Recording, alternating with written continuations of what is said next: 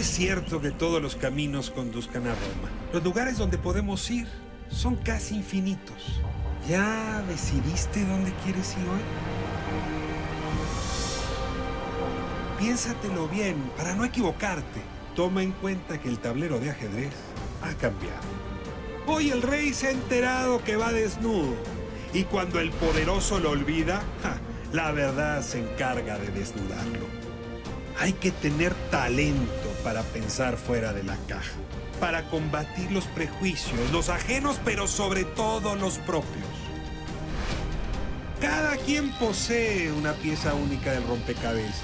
Por eso intentamos dialogar, para armarlo juntos. La palabra nos libera y la conversación nos empareja. Aquí no hay lugar común. Aquí no hay lugar común con Antonio Velasco Piña. Maestro, me da muchísimo gusto tenerlo. El gusto es para mí. Acompañándonos en este programa. Normalmente es fácil presentar a los invitados, el arquitecto, el pintor, el escultor, pero con una vida tan multifacética como la de usted, ¿cómo lo presento? Pues como lo que yo me califico, que es testigo. O sea, creo que mi principal labor ha sido ser testigo de eventos históricos que tengan una connotación sagrada. O sea, historiador de lo sagrado. Exacto, de lo sagrado de México, básicamente. Básicamente. Sí, sí. O sea, resaltando esos aspectos que normalmente no se toman muy en cuenta, ¿no? Usted tiene textos pues que se han vuelto bestseller, muy leídos, tiene muchos seguidores. El libro sobre Regina, el libro sobre Tlacael. La verdad es que hablan de un maestro, Velasco Piña, que entiende bien secretos, como usted dice, de la historia mexicana que no todos conocemos. Así. Pero antes de llegar a ese Antonio Velasco Piña, hoy personaje público, déjeme traerlo pues a las fundaciones de su persona. Usted nació en Guerrero. ¿Quiénes fueron sus padres? Sí. ¿Cómo entró en contacto con lo sagrado mexicano? Sí. ¿Cómo empezó a tener estas inquietudes por lo místico? Mire, mi padre era de Guerrero. Él formó parte de una familia muy revolucionaria. Participaron con los zapatistas y desde la Guerra de Independencia tuvieron participación. Y mi madre era de la Ciudad de México, más bien de una familia totalmente porfiriana. O sea, que había una contradicción muy especial que me tocó jugar como en forma muy natural, de que una cosa era mi familia materna totalmente. O sea, lo Velasco revolucionario, lo Piña porfiriano. Esa es la historia. Exactamente. Así se podría resumir, sí. Hay un libro, yo diría paradójico, interesantísimo, cuyo título, cuando se publicó, fue La mujer dormida debe dar a luz. Así es, sí. Y es este argumento de que el despertar mexicano estaba implicando el despertar de una nueva era en el mundo. Y lo firma digamos, un estudiante tibetano que habría escapado con el Dalai Lama justamente cuando tuvo que huir de China para refugiarse en la India. Y lo firma Ayocuán. Sí. Muchos años se dijo que usted era Ayocuán. Sí, y se sigue diciendo. Usted insiste en que usted no es Ayocuán. Usted no escribió La mujer dormida debe dar a luz. No escribí ese libro, pero ya ni lo rebato porque pues, muchísima gente lo cree, que quien tiene derecho a creer lo que quiera. La segunda versión que yo he escuchado es que no lo escribió usted de su cabeza, pero usted se lo dictaron. Que un maestro suyo, que es Ayocuán, se lo habría dictado. ¿Esto es cierto? Parcialmente sí, es decir, ese libro lo puedo escribir gracias a que estoy transcribiendo las enseñanzas de él. Es decir, o sea, no es una filosofía que yo descubrí o que yo desarrollé, sino estoy efectivamente transcribiendo la filosofía histórica que él... Antonio, ¿quién es Ayocuán? ¿Y quién escribió La mujer dormida debe dar a luz? Cuéntenos de ese personaje. Escribió Ayocuán, que su historia es muy breve. Él fue compañero mío mientras yo estudiaba leyes. Los dos formamos parte de la generación fundadora de Ciudad Universitaria en 1954. Yo de Derecho y él de Filosofía y Letras, concretamente de Historia. Pero él sí tuvo la suerte de irse a formar en el Tíbet. Pero ¿cómo un estudiante de la UNAM en México acaba en el Tíbet? O sea, no es una historia sencilla de explicar. No. Bueno, porque él fue a su vez discípulo de un prusiano, de un militar prusiano, que había estado también en el Tíbet, y entonces él tuve esa recomendación. Es más, a mí luego me pasó los contactos que he tenido durante un tiempo. Yo fundé la Asociación Mexicana de Amigos del Tíbet y mantuvimos contacto con lamas tibetanos, sobre todo con el secretario particular del Dalai Lama. Ahora, se forma en este ambiente de espiritualidad, de silencio, de misticismo, y de pronto un golpe de fuego militar, digamos, chino, político, militar, corre al Dalai Lama y hace que este mexicano regrese. Así es. Su nombre no podemos conocerlo. No, bueno, Manuel. Manuel. Sí. Así él nunca quiso darse publicidad, por eso utilizó un nombre. ¿Vive todavía? No, ya murió hace muchos años. Hace muchos años. Sí. Regresa y se reencuentra con su amigo. Exactamente. Antonio. Sí. Y me empieza precisamente a enseñar esa visión de la historia, esa visión. ¿Usted no tenía ningún contacto con Tibet y con esa visión? En ese momento absolutamente ninguno. Los tuve gracias a él. Y Ayocuán le dice, México va a ser un lugar de renacimiento. México va a ser el lugar donde va a surgir la primera cultura con visión planetaria. O sea, es muy sencilla la síntesis.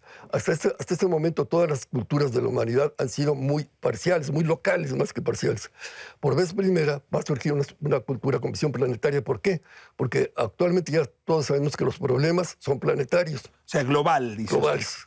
La globalidad económica. O sea, venimos de las naciones y vamos hacia una visión planetaria.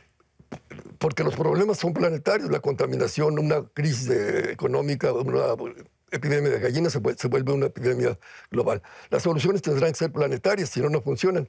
Y para tener soluciones planetarias, ¿qué se necesita? Tener una conciencia planetaria, que es lo que no tenemos. Si todavía nos sentimos totalmente, nuestra conciencia es, yo soy de raza blanca, soy mexicano, soy católico, le voy al Guadalajara. Bueno, todo esto lo tenemos que superar por una visión planetaria. Antes que nada, yo soy un ser humano. La mujer dormida debe dar a luz. Es una frase bellísima, es poética.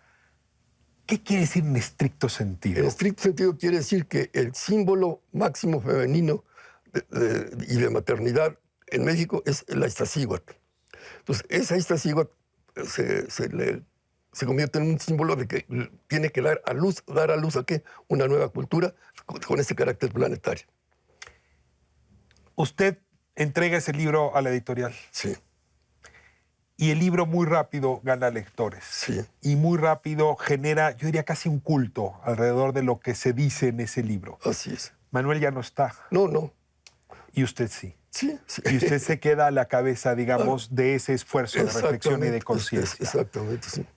¿Qué años son estos? ¿Y qué pasa con esos primeros grupos que empieza usted a concitar? Sí, bueno, mire, le hago una aclaración.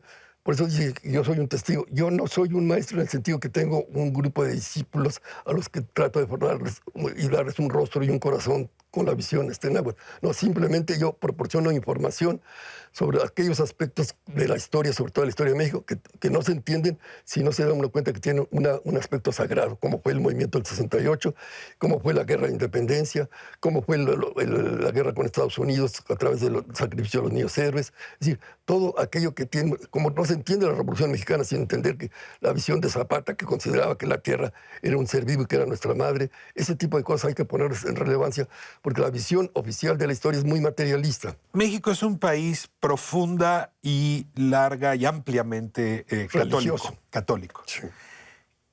A partir de las fechas que estamos hablando, los años 60, 70, 80 y a la fecha, empiezan a surgir grupos distintos, tomando distancia con el catolicismo para encontrar espiritualidad en otros lugares. El budismo está ahí en México, que está casi como una moda, pero tiene sus expresiones. Hay otras religiosidades cercanas al cristianismo, pero no al catolicismo. Y están estas expresiones que yo voy a, quizá de manera injusta, llamar mexicanistas, ¿no? Que los vemos con grupos de reflexión en Tepoztlán, que los encontramos justamente con grupos de danzantes en el Zócalo, que tienen ejercicios en Chapultepec, etc. Hay una expresión, una mirada amplia de grupos que están en esta lógica de encontrar la propia espiritualidad y que buscan su ancla en lo mexicano prehispánico. Cuéntenos de este mexicanismo. ¿Cómo lo calificaría usted en la búsqueda de la espiritualidad? No sé si hubo una pequeña discrepancia en calificar a México. Usted me dijo, México es un país predominantemente católico, es cierto, pero también yo diría que más que católico es un país profundamente religioso. Y esa religiosidad sí empieza a tener un aspecto ecuménico. Lo detengo ahí. ¿Cuál es la diferencia entre ser católico y ser religioso? Y perdóname que le pregunte la obviedad. Es que, bueno, yo como católico pues, soy católico, soy religioso, y un budista es católico, es budista y es religioso. Entonces, este paso entre sentir que lo religioso es sectariamente, la palabra católico, es trascendido por un sentimiento de ecumenismo en que sin dejar de ser católico, yo puedo incorporar a mi religiosidad aspectos de otras religiones sin por eso dejar de ser católico. Por ejemplo, yo puedo meditar como budista siendo católico. Yo puedo practicar cierto tipo de yoga siendo católico. Pero estoy ya incorporando aspectos de otras religiones sin perder la mía. Pero sí, ya mi religiosidad católica se vuelve ecuménica. Esa es la diferencia. Es la diferencia. Ahora, esta redescubierta de lo sagrado mexicano es reciente. No quiero decir que sea única en la historia del país, pero se está volviendo muy intensa. Bueno, ¿Por qué estamos con tanta necesidad? Reciente relativamente, porque, por ejemplo, si uno ve las danzas concheras, las concheras no son danzas para Huitzilopochtli, son danzas para la Virgen de Guadalupe, pero las danzas son totalmente prehispánicas.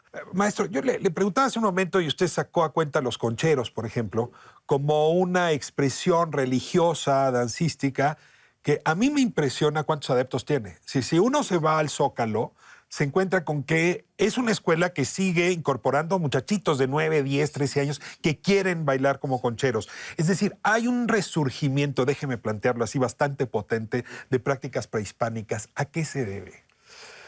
Es que realmente la herencia espiritual prehispánica en cuestión espiritual religiosa es muy importante. Tan importante que ya la tónica de la religiosidad mexicana. Yo soy devoto de la Virgen de Guadalupe, no de la Virgen del Pilar, y la Virgen de Guadalupe evidentemente no es una imagen europea. Es una Eso imagen... es más Velasco que Piña. Sí.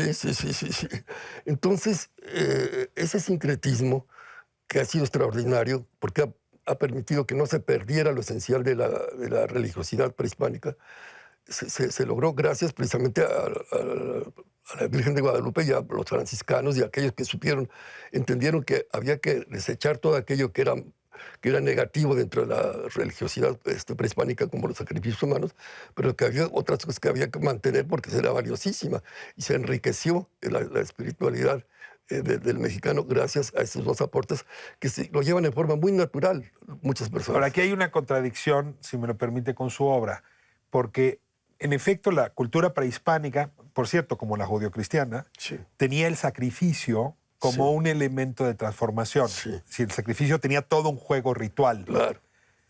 El corazón de la narrativa de Regina es el de un sacrificio. Sí. Sin ese sacrificio, dice usted, no había manera en que la mujer dormida diera a luz. Así es. Cuéntenos en una nuez la historia de Regina, cómo llegó a su vida, por qué decidió escribirla y cómo se convirtió en este libro tan leído en México. Bueno, pues lo malo es que sería una narración un poco larga, pero sintetizándola, los padres de Regina fueron muy amigos de mis padres, porque el padre de Regina era alemán, importaba maquinaria alemana en la década de los 30. Mis padres tenían una fabriquita de dulces y se la compraron a él y se estableció la amistad. Y cuando mi madre invita a los padres de Regina a conocer su casa de campo en la Aldea de los Reyes, ellos van, se acelera el nacimiento de Regina y nace ahí, en la Aldea de los Reyes, al pie de los volcanes. Entonces, a partir de ese momento, es cuando se establece una relación entre mi persona y la de Regina, porque yo estoy en el momento que ella nace. Ella regresa 20 años después. Ya tenía 13 años cuando nació, ya tenía 33 cuando regresa. Me habla mi madre, oye, aquí está aquella niña que nació. Yo ya no me acordaba bien, voy. Entonces ella me dice, tú vas a ser el testigo. ¿Testigo de qué? De lo que va a pasar en México. Obviamente, ni ella ni yo teníamos la menor idea de todo lo que realmente iba a pasar en México. ¿Ella a qué venía a México? A despertar a la conciencia del Popocatépetl y del Iztaccíhuatl. Esa era la misión que ella traía. Y en 1968, el 2 de octubre, ella es una de las víctimas que presuntamente cae por las balas militares. Sí, pero mire, el 2 de octubre murieron centenares de personas, pero no todas se fueron mártires. La mayor parte fueron víctimas. Muchas personas que no son tomadas en cuenta murieron no en la plaza, sino en el edificio de Chihuahua. Cuando el grupo de francotiradores que manejaba el gobierno le dispara al ejército para que el ejército le dispare a la gente, le están disparando con ametralladoras desde el edificio de Chihuahua y le están disparando a los soldados que están contestando con rifles. Entonces los oficiales ordenan que se retiren la infantería y entran los tanques y ametrallan totalmente al edificio Chihuahua y matan a gran cantidad de personas adentro del Chihuahua. Regina no está ahí. No, Regina muere abajo en un altar donde había muerto Citlamina muchos años atrás. ¿Por qué asume usted que es una mártir? ¿Por qué ella decide morir? Claro, porque ellas sabían que, es decir, hubo 401 mártires que sabían que los iban a matar y fueron a dar su vida para lograr que despertara el Iztaccíhuatl. Eso fue un sacrificio. O sea, Un sacrificio al estilo prehispánico. Totalmente. Bueno, ¿Se está usted justificando el tipo de sacrificio que tenían en la época? No, la diferencia es esta, que seguramente a la gente que les sacaban el corazón en la etapa prehispánica, quizás muchos no estaban muy de acuerdo con que se los Yo no sacaran. pude preguntárselos, usted sí. Bueno, pero como que era difícil. ¿A Regina le preguntó? No, ella sabía perfectamente bien que iban a morir y ahí fueron con eso. Es más, antes de salir caminando hacia Tlatelolco, se pasaban todo el día rezando en la Basílica de Guadalupe. Para que el sacrificio tuviera efecto, se necesitaba que murieran 401 personas. Se sale y faltaba una persona. Entonces ella dice, ustedes comprenderán que como falta una persona, el sacrificio no va a servir absolutamente de nada. Y yo entiendo que los que no quieran ir no vayan. Y todos dicen, vamos. No sé si usted se da cuenta de la dimensión de esta actitud. Yo estoy dispuesto a dar mi vida y no estoy esperando nada a cambio. Pero a ver, ¿cómo se distingue esto de los grupos religiosos sectarios masivos que han hecho exactamente lo mismo? O sea, yo sigo aterrado por estas historias en Estados Unidos de sectas que deciden, pensando en el fin del mundo, suicidarse todos. Sí. Y francamente sí han sido tragedias enormes. Sí. Yo quisiera usted moralmente que me distinga entre esta historia... No es fácil, pero cuando uno ha conocido un verdadero mártir, se da uno cuenta que tiene características tan especiales como esta, que está dispuesto a dar su vida sin esperar nada a cambio. Que el sacrificio de Cristo es un sacrificio, ¿verdad? Y es el que logró la redención del género humano, pero no se puede comparar al de un fanático que ¿Cuál es la diferencia entre el fanático y el mártir? Desde fuera es difícil de distinguir, desde dentro es... ¿Cómo es desde dentro? ¿Desde la cabeza? Exactamente. ¿No? Esas personas han logrado establecer un contacto con lo sagrado, que solamente lo logró ciertas personas. Es decir, la diferencia entre un santo y una persona que no es santa es que el santo ya está funcionando en una dimensión diferente a la del que ¿Pero no hay santo. un santómetro? ¿Cómo mide uno esa...? Por los resultados, por ejemplo, a mí me ha tocado casos como este. Una persona me dice, fíjese que yo soy la reencarnación de Jesucristo. Y vine a salvar a la María. Le digo, oiga, pues me parece muy bien, pero fíjese que se murió un amigo mío, está ahorita en la Gallosa. ¿Por qué no va usted y lo resucita? Si va usted y lo resucita, le voy a creer que usted es Jesucristo. Si no, francamente, no se lo creo. Regina se vuelve un libro muy leído, se vuelve un bestseller. De hecho, hay un musical. Ahora hay plantea una película, no sé si Salma Hayek o algo así, quien está pensando representarla. Es decir, ¿hay algo escrito en ese libro que en efecto ha tocado el arpa de la conciencia de mucha gente? ¿A qué se debe? Pues a ver que es la biografía de una persona que ya funcionó en esa dimensión sagrada. ¿Me explico? Es un libro que ha movido... ahora en este 2 de octubre vinieron delegaciones de 12 países movidos precisamente para conmemorar la muerte de Regina, de países tan lejanos como Rusia, Japón, Chile, es decir, de muchísimos países, porque en esos países han comprendido la importancia que tuvo para ellos. Por ejemplo, yo les comentaba, en Japón el movimiento del 68 fue importantísimo porque fue el que rompió toda la estructura feudal y aristocrática de Japón. Antes del movimiento del 68, para poder ocupar un puesto público importante o un puesto público en la iniciativa privada, se necesitaba estudiar en unas universidades en donde nada más admitían a aquellos que eran hijos o parientes de los que habían estudiado ahí. El movimiento del 68 logró que los exámenes de admisión fueran los que determinaran quién estudiaba en esa universidad o no. Eso cambió toda la estructura social de Japón, ¿no? Por ejemplo, ¿Qué cambió en México, entonces? Cambió en México de que hasta 1968 existía un sistema que era la envidia de todos los gobernantes del mundo, porque nunca perdían una elección, porque simplemente tenían un control absoluto de toda la estructura social del país. Es decir, el país era una monarquía absoluta disfrazada de república, pero una monarquía absoluta en que nada más iba cambiando al monarca cada 6 años. La verdad, déjeme seguir la metáfora. Si la mujer dormida dio a luz en 68, el volcán sigue echando tiros, sigue haciendo erupción, sigue temblando todo el tiempo. Es decir, no hay no sé, a estas alturas, la idea de un México redimido, y tampoco me atrevería a decir de un México planetario, y estamos a 50 años. Mire, la diferencia de conciencia que existe entre el México de 68 y el actual es radical y absoluta. Para empezar, ya se logró romper ese sistema de autoritario y de control absoluto de la sociedad que existía. Pasamos de una monarquía absoluta a una anarquía que es en la que estamos ahorita. Pero esta anarquía ya nos ha permitido saber que sí podemos cambiar las cosas sin necesidad de revoluciones, ¿no? Que tenemos conciencia. Sí. ¿Y a dónde vamos? Se me va el programa y sí me interesaría mucho preguntarle al maestro Antonio Velasco Piña, ¿cuál es su mirada de México, así en estos trazos mucho más largos de tiempo? Vamos hacia una recuperación de lo sagrado, es decir, a que nuevamente el ser humano empiece a tomar en cuenta que tiene que elevar su espiritualidad, que tiene que ampliar su conciencia y que tiene que vivir en un mundo en el que nos sintamos todos hermanados. Hacia eso vamos y estamos ya a punto de lograrlo. En este siglo se va a lograr todo eso. No tiene usted idea, los grupos ahorita de este tipo espiritual que están funcionando en México, en donde están otra vez capacitando guerreros águilas, guerreros jaguares, están haciendo maravillas y medias, porque el país está en guerra, y esta guerra no se va a ganar a balazos, jamás la podrá ganar el gobierno. Le comparto una preocupación. Defendiendo, como usted lo hizo, este sacrificio de 401 personas, ¿estamos en la puerta de otro sacrificio o de otros sacrificios de ese tamaño, de esa magnitud? Eso es imposible determinarlo. Son los seres que son capaces de hacerlo los que en determinado momento se ofrecen cuando es necesario y cuando no. Yo espero que ya no sea necesario. Es decir, que precisamente ¿Usted no sabe si sería necesario? No, ¿Y imposible. no llamaría a una cosa así? No, por supuesto que no. Digo, yo ni soy maestro, ni soy santo, ni nada que se le parezca. Yo nada más soy un simple testigo. Pero sí le puedo decir que como testigo que soy, el país está ahorita en un proceso de transformación de conciencia extraordinario.